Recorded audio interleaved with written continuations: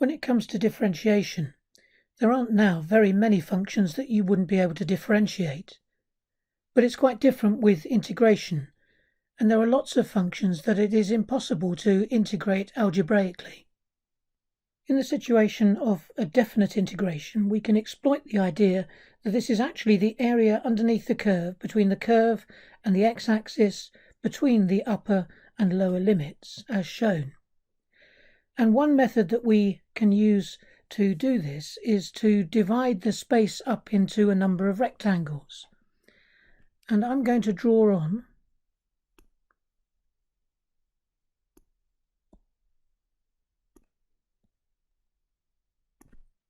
a number of vertical lines that splits that area into 5 strips, and with those I'm going to turn them into rectangles.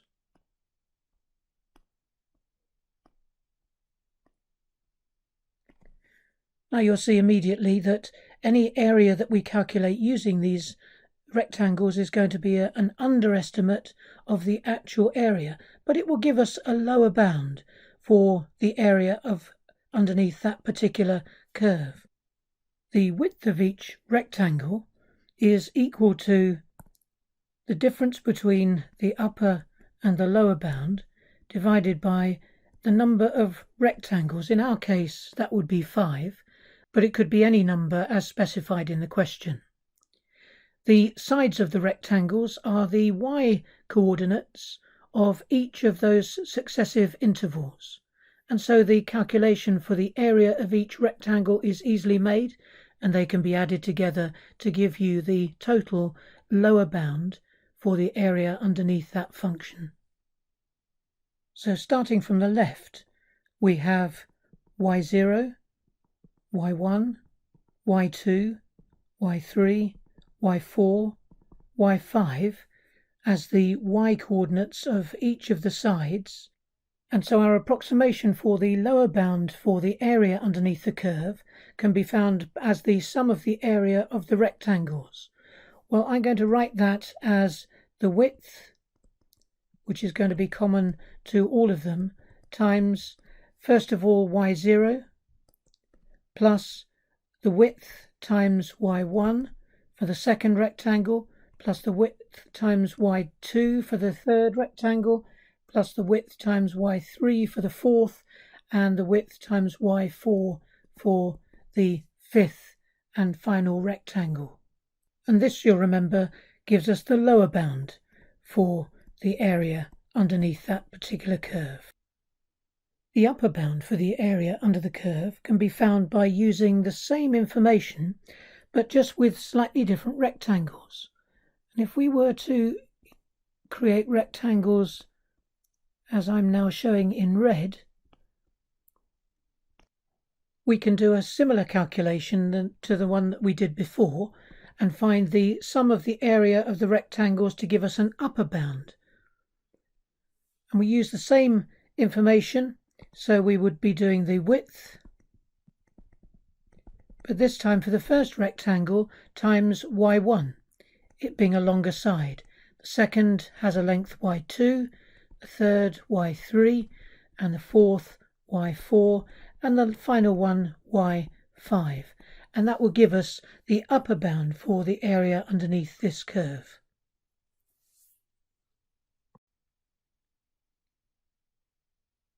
Here we come to an example. We're trying to find the integral of the square root of tan of x minus 1 between 1 and 2. First of all using 5 rectangles, and then secondly using 10 rectangles, and in both cases finding both the upper and lower bounds. A couple of things to say just before we start. We're dealing with a trig function, and so therefore we should be using radian mode, not degree mode. And then secondly, it's a good idea, if you can, to sketch the curve so that you have some idea of what you're working with, particularly if your curve crosses the x-axis and you have to take account of negative area that is underneath the x-axis. So here is the curve for our function, and what we're trying to find is the area between where x is 1 and where x is 2. And here I've shaded it and drawn on the rectangles that we would be using when using 5 rectangles to find the lower bound for the area underneath that curve. You may have noticed that there appear only to be 4 rectangles on this shape, but if you look on the left-hand side, there is a green horizontal line on the axis, because the first of the rectangles has a length of 0, as you'll see in the calculation. So I've removed the graph, and for part A with 5 rectangles, we're going to work out that the width is equal to the upper bound take away the lower bound divided by the number of rectangles, in our case 0.2. This means we can set up a table with values of x going from 1 to 2 in jumps of 0.2, and we can begin to fill in our values for y. When x is equal to 1, our value for y will be the square root of the tan of 0. For 1.2, the square root of the tan of 0.2, and so on through the table.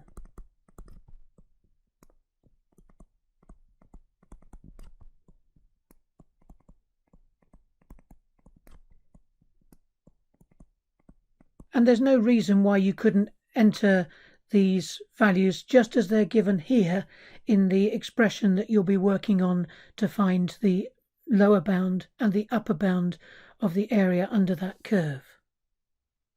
An alternative would be to use the table function on your calculator and record those values, and I've shown them for you here. And certainly if the function is any more complicated than the one we have here, the best advice would be to use the table function on your calculator and go with those values as being easier to enter. So now we're going to do some calculations to find the areas of those rectangles. And the first of these will be the width times, and we're going to be using initially these y coordinates. So 0 plus 0.4502 plus 0.6502 plus 0.8271 plus 1.0147, and enter that into the calculator, and we find that is 0.58844. I haven't rounded that number at all for the time being. I think it's pretty clear that that is going to be the lower bound, because when we take off the one on the left to 0, we're going to be adding something extra. So that's going to be our lower bound. And then secondly, the area, the alternative, the upper bound, will be 0.2 times, but this time we're going to be using these y coordinates in our calculation. So 0.4502 plus, and so on, plus 1.0147 plus the final one, 1.2479, and that is going to give us 0.83802, which is our upper bound. Turning now to part B, where we have 10 rectangles, our width will be the upper bound, take away the lower bound, divided by 10, which is 0.1. We can now produce a table of values using the table function on the calculator that we can use now to work out the areas of the rectangles. The lower bound for area will be the width, 0.1, times 0 plus 0.3167 plus all the way down to the plus 1.225, and when that's worked out, that gives us a value of 0.66968. And the upper bound in this case will be again the width of 0.1, but this time starting at 0.3167 plus 0.4502 plus all the way down to 1.225 plus 1.2479, which gives us 0.79447.